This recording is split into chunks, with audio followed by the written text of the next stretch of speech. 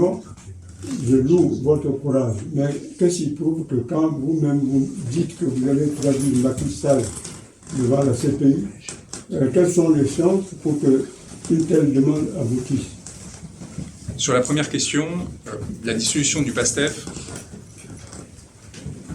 de la même façon que les tentatives de mettre fin à la candidature d'Ousmane Sonko en prétextant d'une contumace, d'un jugement par contumace, ne sont que des arguties juridiques sans effet. Ousmane Sonko, jusqu'au bout, portera la parole du grand peuple des déshérités et s'assurera qu'elle soit portée aux élections qui viennent. Que ce soit à travers le PASTEF, si les recours qui ont été engagés par mes confrères au Sénégal aboutissent, ou à travers un autre parti de la coalition d'opposition qui s'est mise en œuvre, que ce soit en son nom, si Macky Sall revient à la raison et cesse cette persécution judiciaire contre lui, ou à travers d'autres personnes qui pourront se présenter en son nom et porter sa parole, à qui il donnera mandat pour le faire, et contre lequel Macky Sall ne pourra rien. Et ça, c'est un message important que nous adressons respectueusement au président du Sénégal.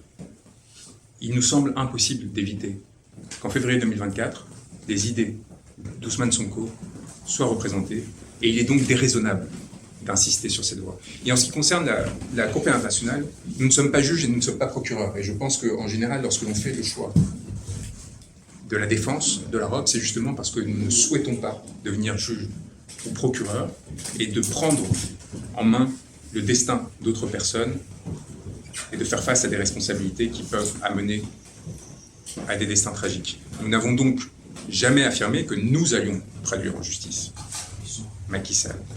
Cependant, les procédures que nous avons enclenchées auprès du procureur de la Cour pénale internationale, auprès des procureurs français et des juges d'instruction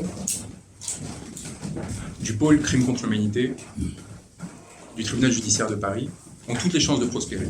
Les victimes sont constituées, au-delà évidemment des membres du PASTEF, des familles de victimes de meurtres, de torture.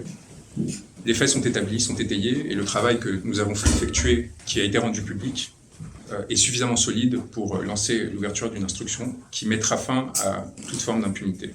Cependant, nous l'avons dit et nous le répétons, notre espoir, parce que c'est l'espoir d'Ousmane Sonko, c'est que cette résolution soit sénégalaise.